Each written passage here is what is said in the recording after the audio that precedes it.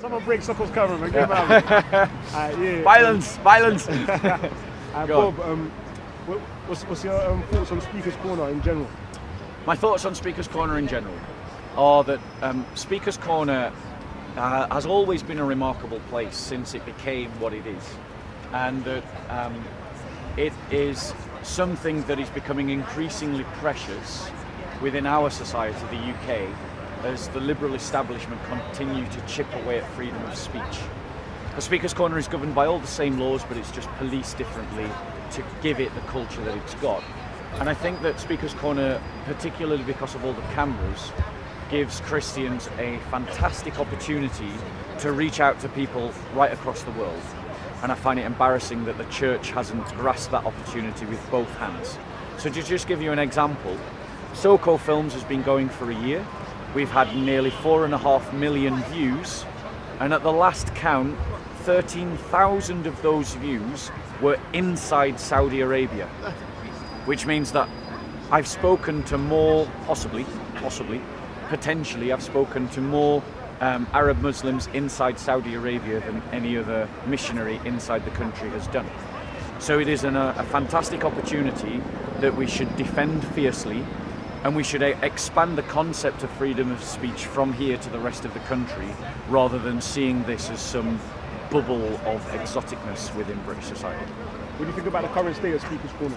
The current state of Speaker's Corner, I think it's a shame that people are using violence at the corner, that there's become a bit of a mob mentality where people are being driven out.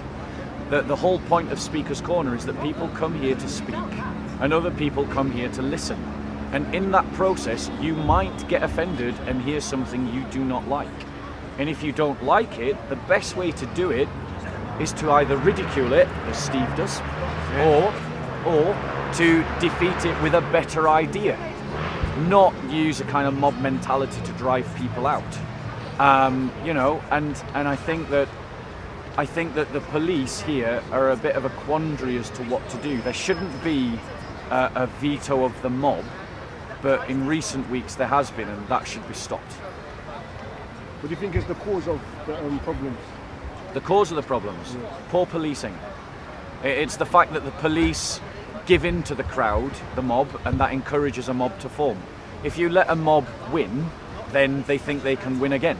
So what it is poor policing.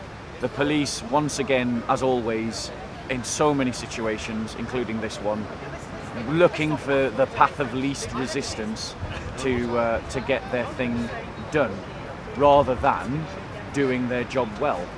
And that's the reason for the cause of the problems. And what's your reasons for coming to Speaker's Corner? I'm coming to Speaker's Corner because it's part of a discernment for me. I'm doing a discernment as a Christian in terms of what I feel that my vocation might be. And I initially wanted to get involved with Jay Smith, so when I contacted him, I realised that he was leaving. So I contacted him the week before he left. I said, I've come to help you. I'd like to get involved in what you're doing. And he said, I'm leaving next week. So in terms of getting involved, it was part of a discernment for me to discern really whether this is something that God wants me to do here in London, or whether I have a vocation to do something else. Because as part of Christian spirituality, as part of the spirituality of our faith, we seek to find God's vocation in our lives, and part of the process of discernment is that you have to walk the path that you feel you might be called to see if it suits you, if it fits you. So coming to Speaker's Corner is very much part of that. I don't know if I'm going to be here forever or whether it's just for a period of time, which is why when Mansour asked me, I said I was a tourist, because I didn't know really how else to describe it. What's been your experiences coming here? Experiences of coming here? Well, on the whole, I have found it stimulating, I have found it energizing. I found that it has given me an opportunity to be challenged in my faith, as well as to challenge other people in theirs. I think the only real benefit to all the cameras and all of this is that it allows us to speak to an audience in the privacy of their own room, that perhaps in this public setting, that same audience might not be willing to go, yeah, I agree with you, because there's too much emotionally at stake. So on the whole, my experiences have been positive. I've had some negative experiences, particularly with certain Islamists at the corner, people who seem to think that they have the right to dominate the corner according to their values. So I've had a couple of, I've had people get really aggressive, shout directly in my ear, shout right in my face. I've been pushed a couple of times, I've been poked, I've been insulted, and it tends to be consistently from the same group of people, which is sad. But you take the rough and the tumble. What's your aspirations for the future in Speaker's Corner? In Speaker's Corner is to continue to uphold the name of Christ and to demonstrate that Christ is man's only saviour, and that the Christian way of life is the best alternative to the failures of liberalism, to the failures of communism, to the failures of ethno-nationalism, of nationalism, of Islam, and of all the various other things that oppose the gospel. Because I truly believe that the Christian faith impacts the individual for the better, the community for the better, and society for the better.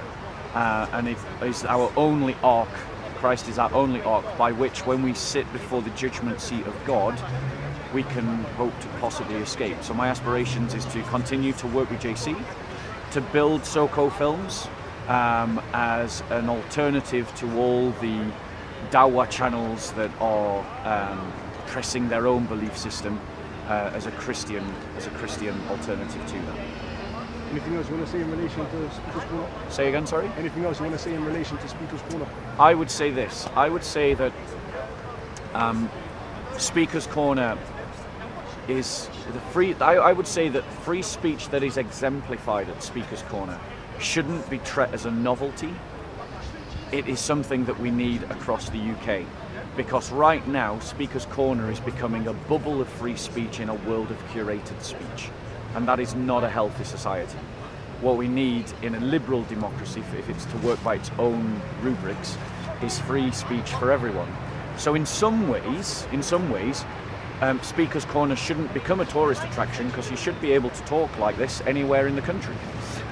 It'll still be a place for quacks, like myself, but it's entertaining, and I would encourage people maybe to have more appreciation for the benefits of freedom of speech. Thank you very much, Leon. God bless you, bro. Look after yourself. Subscribe to Content Over Everything and support the Bentley Fund. Content Over Everything, the second best channel at Speaker's Corner.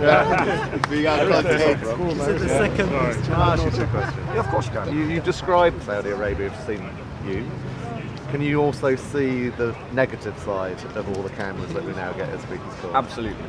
I mean, nothing like cameras is going to be just wholly positive or wholly negative. It's going to be a mixed bag, and then you have to balance what are the positives versus what are the negatives. Yeah. And I think that the fact that the police now have had to up their game in terms of policing the violence at Speaker's Corner, because everyone doesn't realise that there was violence before the cameras, it's just that the police were able to ignore it.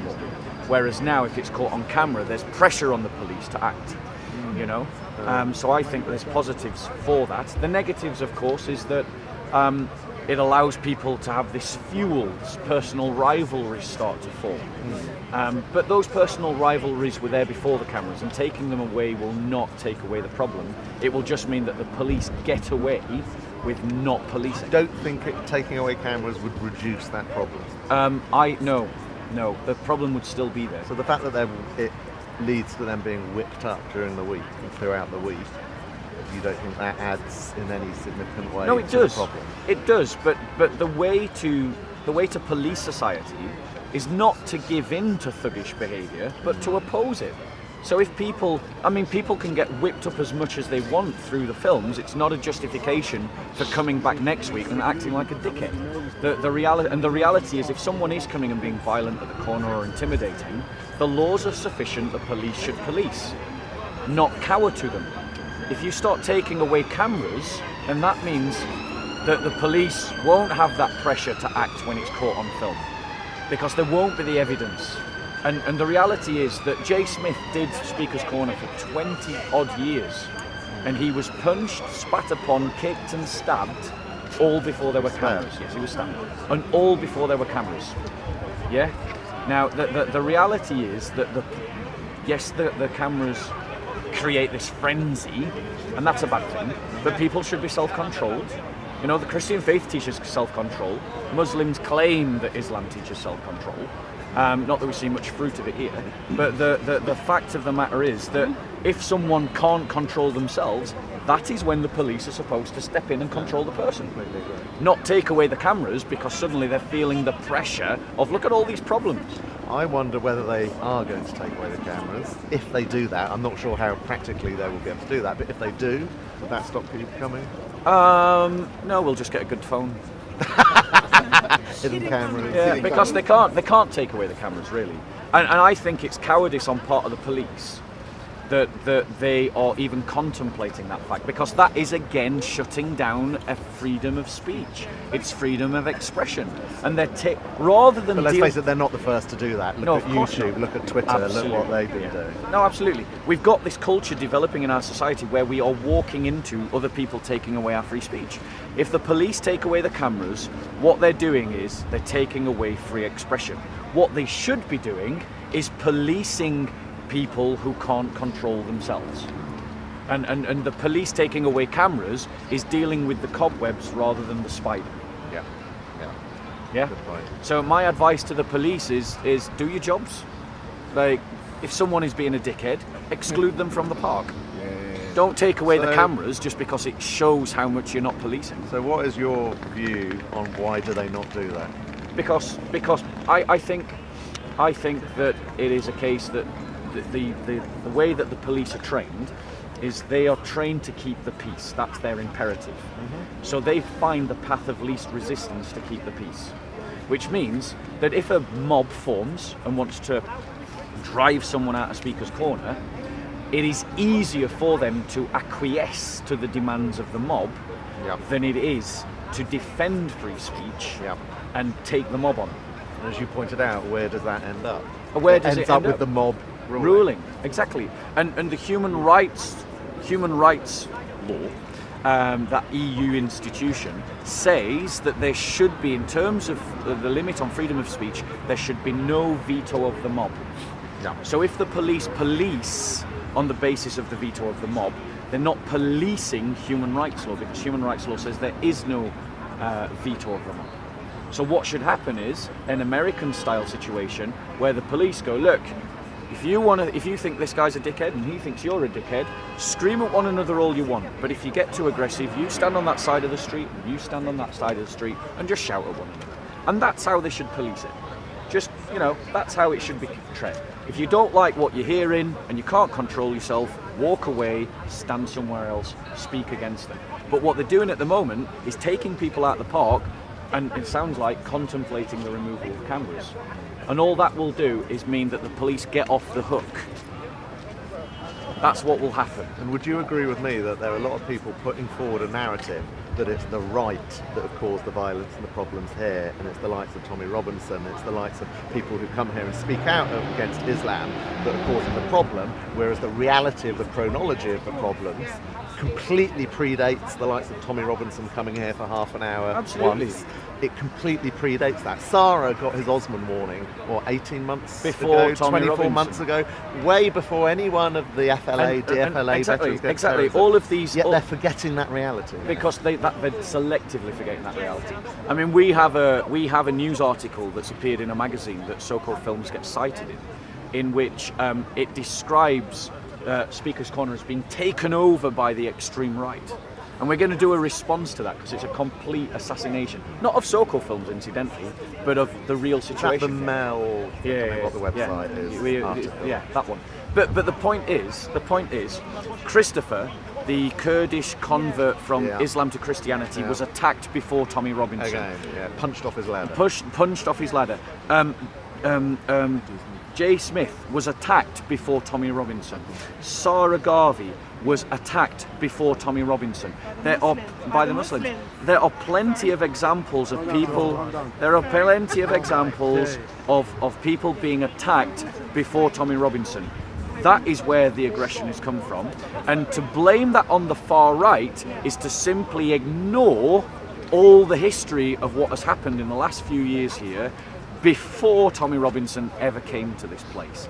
And the Liberal are just using this place to create their own narrative, to villainise the extreme right. And his presence, his attendance at Speaker's Corner was directly in response to that history of violence going on here, and one group trying to physically intimidate and bully their dominance here.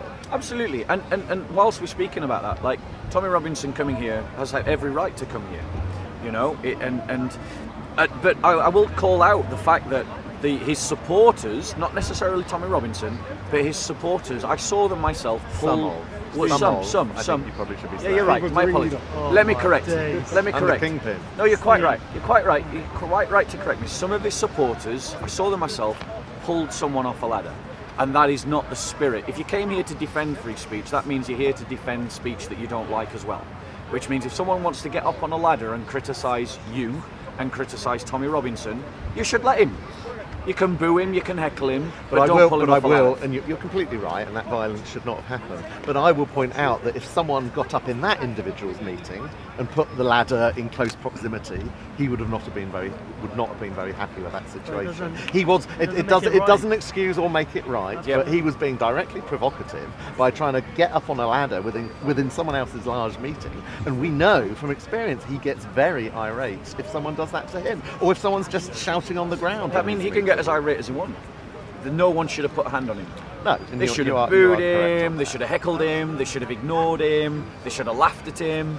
There's a million ways they could have responded, but pulling him off the ladder was not the way to go. I agree. But Tommy Robinson coming here and giving a speech is part of the culture of what it is.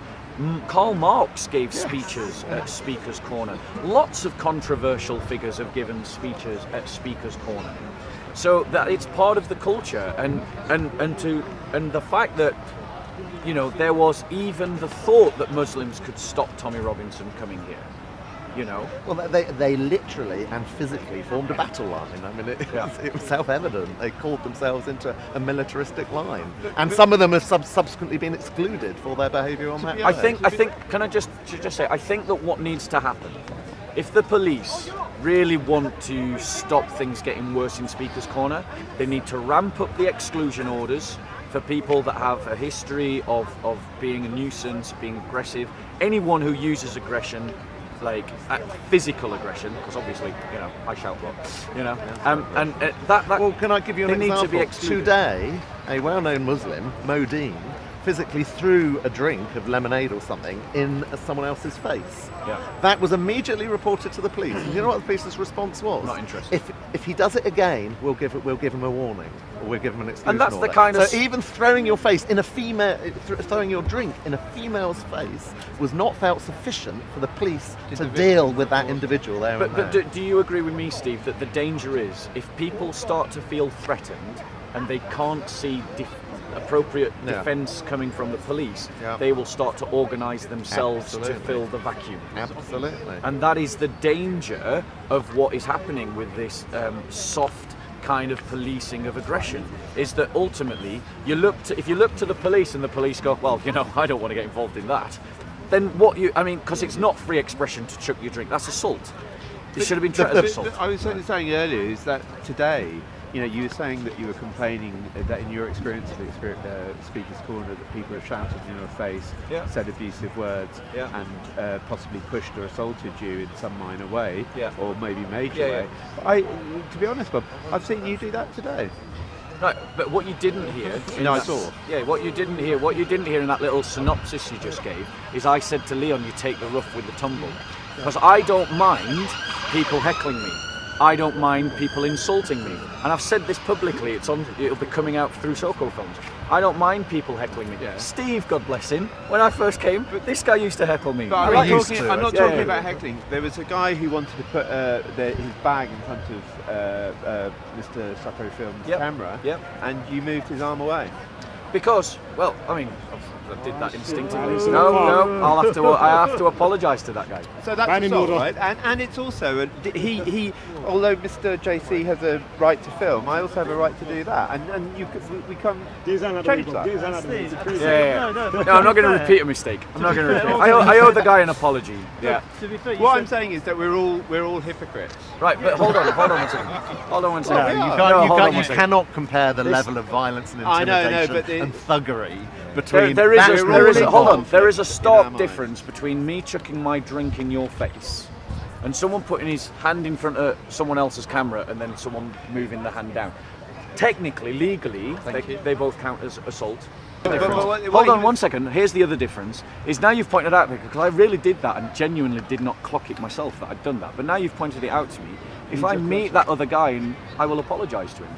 Something tells me Modine won't be coming back to apologise to the guy who's took the drink. But it's an escalation of conflict, and actually that's what that guy was saying, the guy with the beard, was around religions and Islam and Christianity needing each other.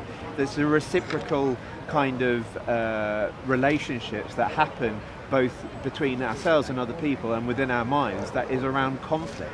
And what I would say is that the main issue is that actually we have to be non-conflicting in ourselves and try not to be hypocritical. You know, you talked about people, in particular some people in this corner, not being able to control themselves, and actually this is an example of actually how control is lost in the individual, even in yourself. If I can reply, again, you're trying to form a moral equivalence between someone moving a hand down out and chucking a drink in the face. Now, I'll be genuine. I honestly did not clock that I did that. I just did that automatically, and I didn't even register it in my own mind.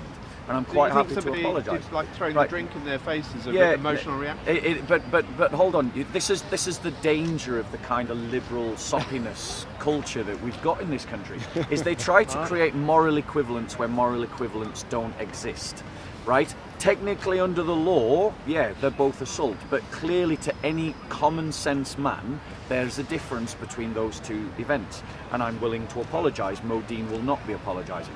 So the thing is, the danger with this kind of narrative that we get from the liberal do-gooders is that they want to create. I'm allowed to heckle you, bro. It's Speaker's Corner, right? Yeah, like you're speaking. That's technically not heckling, right? You're the speaker. Yeah, exactly. So the point is, the point is. Well, I'm glad you recognise that being a liberal progressive is an abusive term. No, I'm joking. So I'm going to confront you. It's especially abusive when you don't actually know my belief system.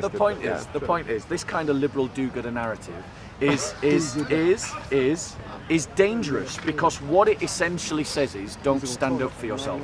That's what it says. It says don't stand up for yourself, don't stand up for your boundaries, your borders, your frontiers. What it says is and ultimately the way that will work out in practice is that the bully wins. If we all follow this guy's logic, the bully wins. That is not actually, if we all follow your logic, that is not liberalism. You and I share the same concerns, I believe, on the subject of Islam, absolutely together with you on that concern.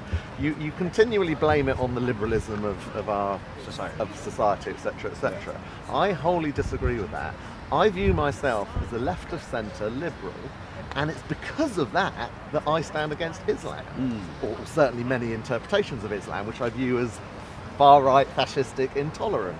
It's because of my political position that I stand so fully against that. Yet you continually almost blame the whole problem on the liberal society. Yeah, I think you come across to me more as a classical liberal as opposed to a liberal progressive. And the thing is that you come across more like a classical liberalism. And the reason why classical liberals have more in common with Christians is because classical liberalism is a much closer historical movement. It grew out of Christianity and is closer to Christianity. Which means classical liberals often find themselves agreeing with Christians, and Christians often find themselves agreeing with. Maybe you should be more precise in your definition. Well, I do. But liberalism, as it is understood today, Because let's be honest, most people don't know the distinction. Well, between I mean, to classical, me, liberal, and rightly or wrongly, progressive. a substantial bit of liberalism is tolerance. However, we must not, and I'm sure you'll agree with this, we must not be and should not be tolerant of the intolerant. And surely that's part of liberalism. I wouldn't cut the cake that way, but I get what you're saying. But you're accusing me of liberalism, whatever it is. But actually, I was said liberal do-gooder. Yeah, as a liberal do-gooder. Let's get it right. But I was accusing you of being a hypocrite. That's absolutely nothing to do with me being liberal or not. Yeah, you can call me a hypocrite. I mean, a Hippocrates is someone who wears a mask and pretends to be one thing publicly and another thing in private. That's a hypocrite. I think it's they do something, or they say something, but they do something different to what they say. And maybe he was hypocrisy. criticising something that he hasn't reached perfection in himself. Exactly. What's Much that? like an alcoholic who recognises that he needs to get off alcohol but can't yet bring himself to do it. You know, I mean, it's not a it's not a hypocrite not to be perfect.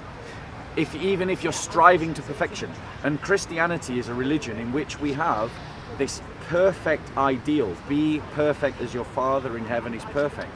Now, all Christians understand that that is an unachievable goal, but the striving towards it and failing is not the same as hypocrisy. Okay, Hypocrisy is someone pretending to be something in public, like say being a Dawa missionary, and then sending Dick pics. dick pics. Is that a good example? Like that would be an example. Not of naming hypocrisy. names. And just for the benefit, of honesty, otherwise I will then be a You haven't hypocrite. done it, have you, Bob? No. Just for the benefit. Just for the benefit. Anyone out there who's got Bob's thing? Just for the benefit, just so that I'm not a hypocrite, I have to confess publicly that I have struggled with sexuality in my own life, and still do, as a red-blooded man. So I cannot stand in judgment. But the fact that I am willing to confess that publicly means I'm not a hypocrite. Can I give an example of where you can put across that message that you put across earlier about control, aggressive, shouting, etc., without being a hypocrite? You say, it would be nice if we could work a bit better because we all struggle with that. But actually, you put it in the other camp. The problem, it's the older plank in the eye, isn't it? So it's putting it under the camp rather than understanding that humanly we do struggle with control, aggression, and communication. I just want to state that I think me and this brother are working to two different narratives, because Christ said, "I have come not to bring peace to the world, but to bring war." To set fire to the earth, to lay an axe to the root. He talks about that those that choose others above him are not worthy of him. That he's come to take father against son and son against father and daughter against mother. The point of the Christian faith is that it does divide, and I am not interested in any kind of multicultural get-along with the commune. You're broadening the argument that I'm saying. I'm But saying that you're essentially saying, hold on. You quoted my scripture, right? You misquoted my scripture because Christ is teaching his disciples that you take out the plank from your own eye before trying to take out the speck from your brother. Yeah. This is how Christians conduct themselves within the community. That is what we do to one another. What that doesn't mean is that we have to follow some soppy kind of spirituality where we can't call out injustice for what it is or stand up for our own community, our own people, or our own belief system. I think that's blurring the lines. I think within this issue that you spoke earlier is that you were talking about another group whilst doing the same things that you're talking about. Wait. In what second? I am calling out the fact that for 1400 years. No, that wasn't what you were saying. So be more specific. You You said I have had bad experiences in Speaker's Corner. Yes. People have been shouting right in my face and in my ear. They've pushed me and threatened me, and they've said abusive things about me. And what I said in response to that is that actually I've seen you do 5 out of 6 of those items. Okay, today. so let me reply to that, because as is demonstrated here, I am more than capable of having a calm conversation. If you look at so-called films and you watch the videos, you will see a consistent pattern. I start off having a calm conversation, then usually someone from the Dawa team comes along, starts screaming and shouting, starts ranting and raving, starts getting really aggressive, and I simply stand up for myself. That's war. I have no problem with war. I know. I am not a pacifist. I know. You have no problem with killing. Are you a pacifist out of interest? Are you a pacifist? War is killing, right? You've got no problem with killing in that you when you can justify it. Is that no? Is that correct? If it's justified, yes. Yes, if it's justified. Except that you can also say when you discuss with a woman about or somebody about abortion that there is absolutely no justification to kill. That's correct. And there's a bit of a conflict in those. So I mean, let me just ask you a question. Are you a pacifist?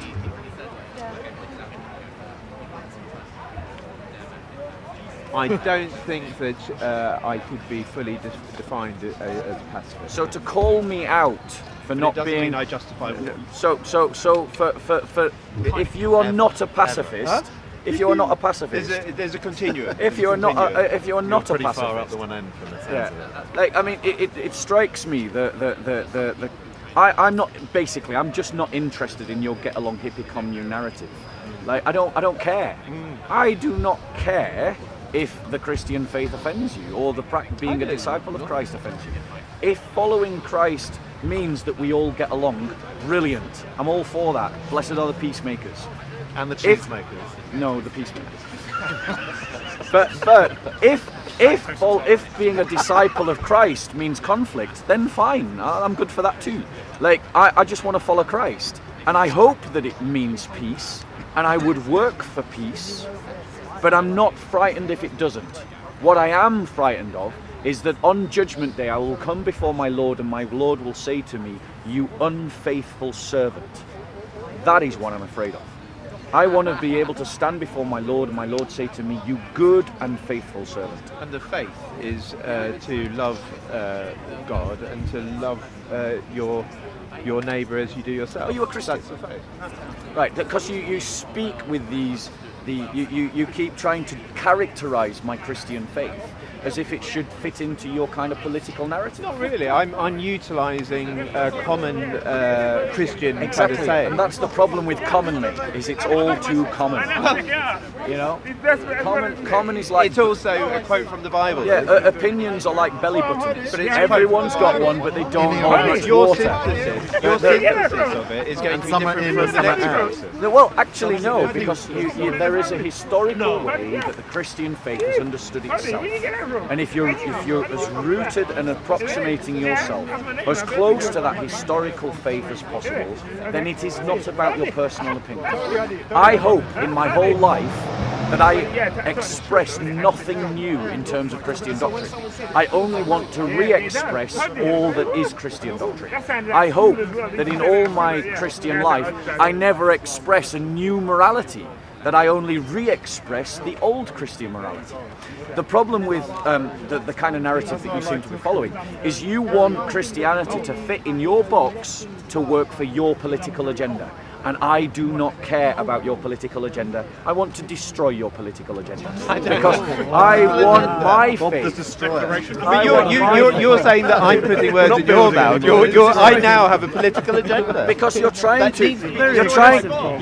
to define for me what my faith should be, and that can only be because it suits you. I said a quote-ish, a rough quote from the Bible. I wasn't defined by mine. Yeah, no, it's fine. But then again, it's hard to see with the lights. Yeah, no, don't worry. You can't see. I've stood on them many a time. So in answer to the question, Christians are called to love God with all our heart, mind, soul, and strength, to love our neighbours as ourselves. That's what I said. To love our brothers and sisters in Christ, to love our enemies, to love our mother and father. It's an ethic of love. But as you know, a man of your experienced years, there are sometimes points at which two loves can conflict with one another. That you can't love two opposing things, and so you have to arrange that love in a value system. And so that value system, according to the faith, is God first, your brothers and sisters second, your neighbour third, your enemies fourth. Your family. Well, your family can fit anywhere within the spectrum. They can be your enemy as well. Yeah, exactly. So that's why they can move. They can move up and down. And then your enemies last. So if I can bless the Dawah team, as I have done, I've bought them books, I've given them books, I've tried to show them love. I will do so. But if ever the love of the Dawah team opposes loving my brothers and sisters, then I will choose to love my brothers and sisters and oppose the Dawah team. So love is not kind of some soppy, gushy kind of, oh, let's all get along in a hippie commune. It can sometimes be hard and sometimes be soft, depending on the circumstances. That's within your worldview. That's the Christian worldview. Well, I would say that would be within your worldview. It's the Christian worldview. If I you're don't going to know if you can dispute broaden that, the whole of so Christian. bring your evidence. If you want to dispute that, where's your Well, evidence? okay, my dispute of that statement is very broad to say that that's the whole Christian worldview. But what is your evidence I'm wrong? Well, I haven't got all the evidence because that's like proving Do you have there's something. any evidence? Get busy, bro. I would say that I would have met a Christian who had an opposing view. So does that mean that that's not all Christians then? No. It would say that opinions are like belly buttons; they don't count for much water. So if we're I just talking met about- said, But anyway, the point we're that I was talking trying about to- history. This has been put into No, practice. you were talking about a hierarchy of Yes, love. yes, absolutely. You find me a Christian that says that your love of God should be secondary to anything else. Well, that wasn't the hierarchy that was being questioned. Really. No, that is exactly the hierarchy. I said the love of God was enemies, first. The family. I said the love of God Yeah, was yeah, first. yeah. So now find me a Christian who would dispute No, but that. I was disputing the other hierarchy. All right, the so I'm secondary right. hierarchy. I am historically right about the first one then. I think it's clear that would be, but whether I would also imagine there will be some Christians who actually I do know who say, yeah, I'm a Christian, but I don't believe in God. So that anyway, They're not this Christians. is just exactly. They're not but Christians. they're self-described. Who cares what they describe no, okay, but themselves this is by as? the by because There are men who describe themselves as women. Because the other issue that I wanted to make, which is, I think is a bit more important point, is about what is actually defined as love. And I think that a lot of the way that you talk about the Dawah team is, in a sense, judgment.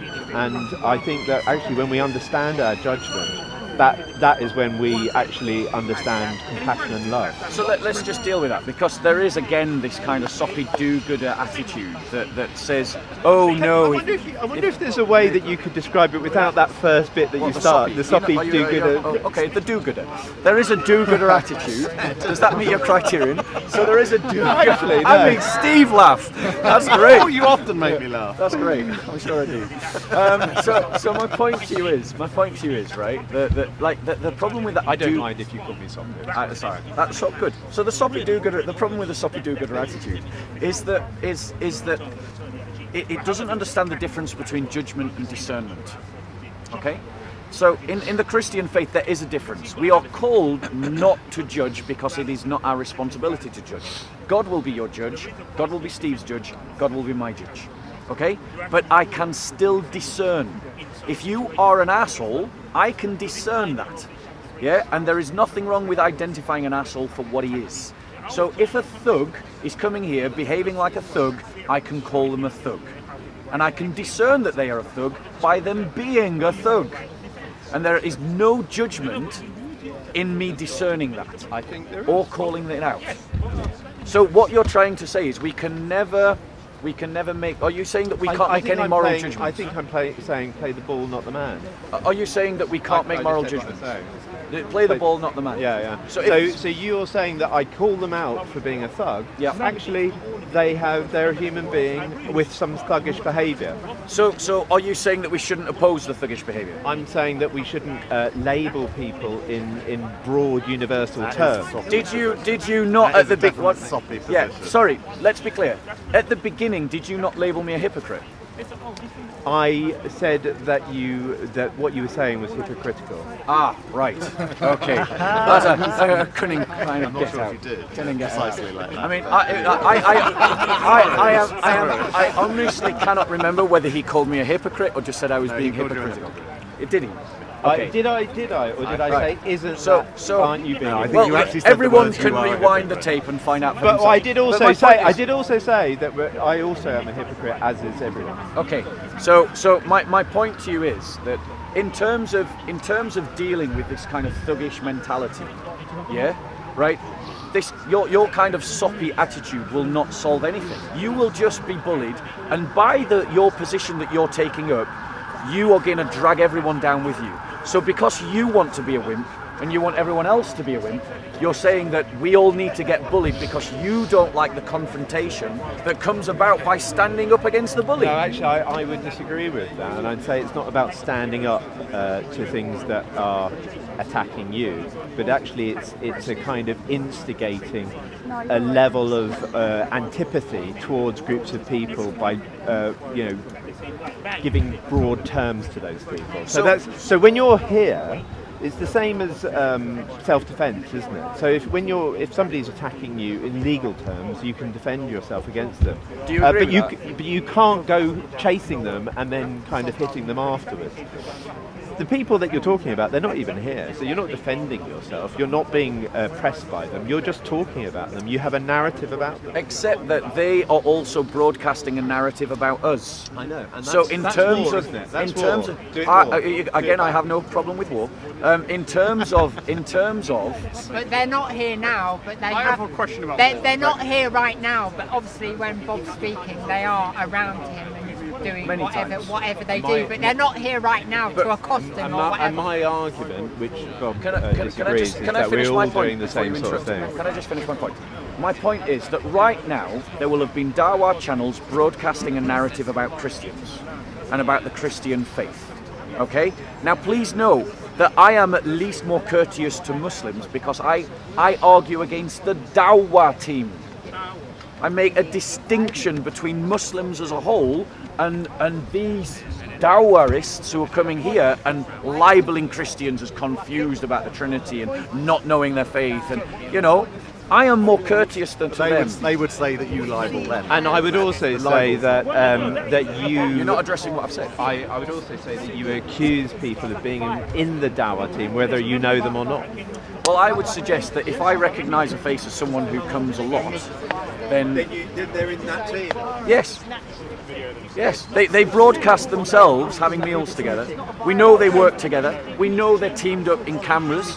I think that is, by every rational definition, a team. They are an organised group. Well, I don't know about. I think what's happening here is Bob has a very strong position of how he wants to correlate his. Bob has a very strong position on how he correlates his Christian thesis towards Muslims or whatever, and you're coming across as a bit more gentle, telling Bob that he shouldn't speak the way he does. The fact he's passionate and embraces his God and wants to speak the way he does, you can't actually stop him from doing that. But then maybe he's not correlating properly with your more liberal. So I think you both somehow need to correlate together. But maybe now I'm being woolly. And I think my danger, the danger that I see in your position, is that you carve a space for Salafist thuggism. That's what you do. You are a soft apologist. You're by the position that you take. Please note, I'm critiquing your position. By the position that you take, you make yourself a useful idiot to Salafists. That's what you've become. And I don't want to follow your folly, because you're a your attitudes are a danger. If we embrace your attitudes, we might as well just throw in the towel and all take shahada.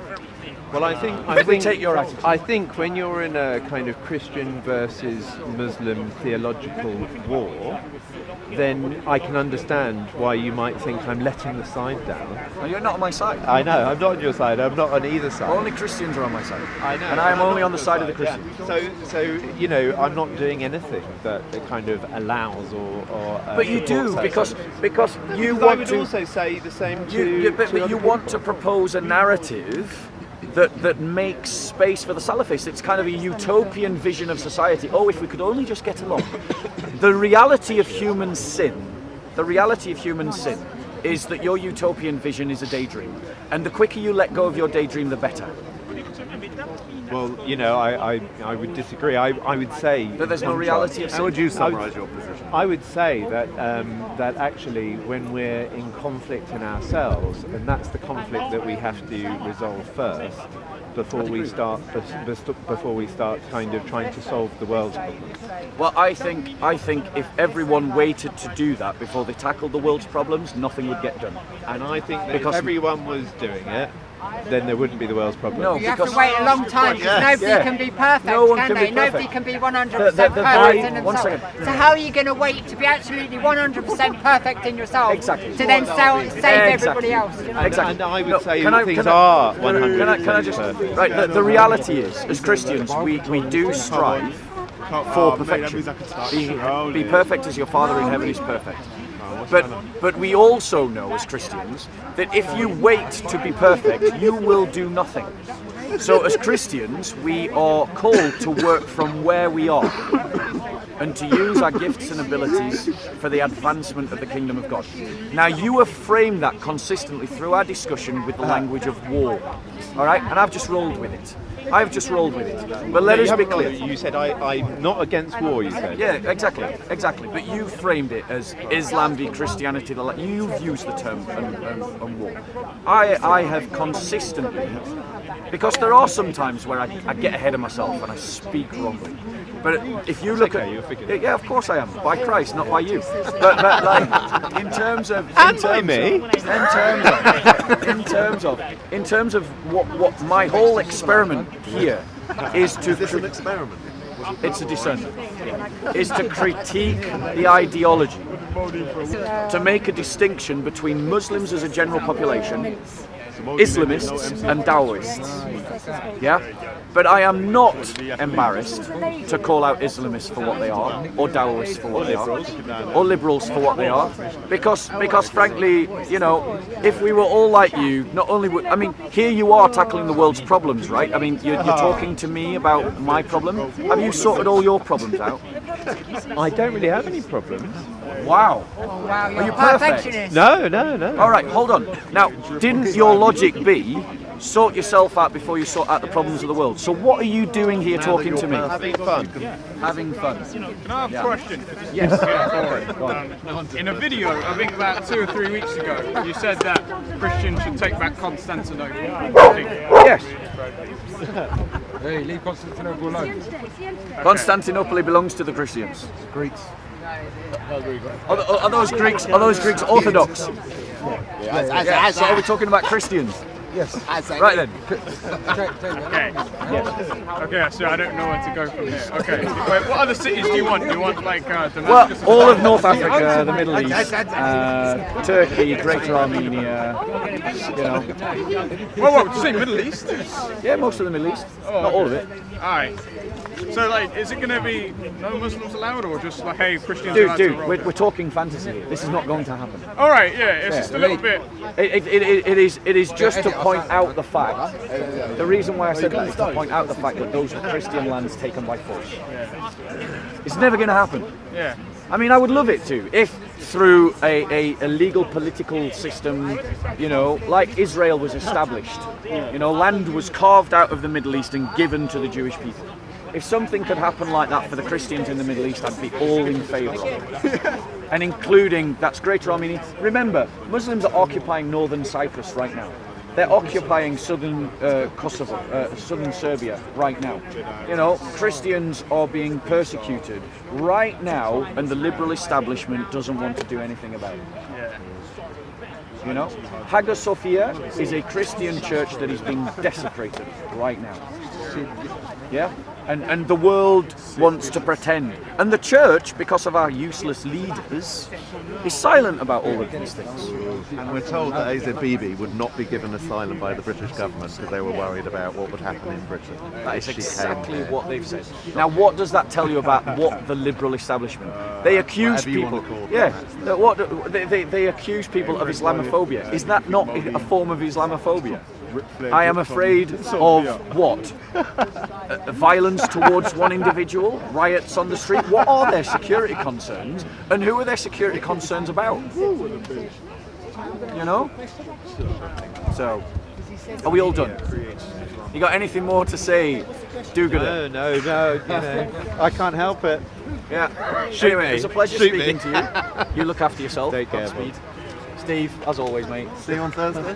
Oh yeah, the thing. Yeah. I will try. Is that the secret Illuminati? Wink, wink, nudge, nudge. We're having a Freemason meeting. Yeah. Like, He's going to try and tackle his sexuality. I'm not going to respond to that. Sorry. I'm going to let you forget that. Anyway, Well done, Bob. God bless. God bless, Bob. Have a lovely night, guys. I'll see you in maybe a week. Peace.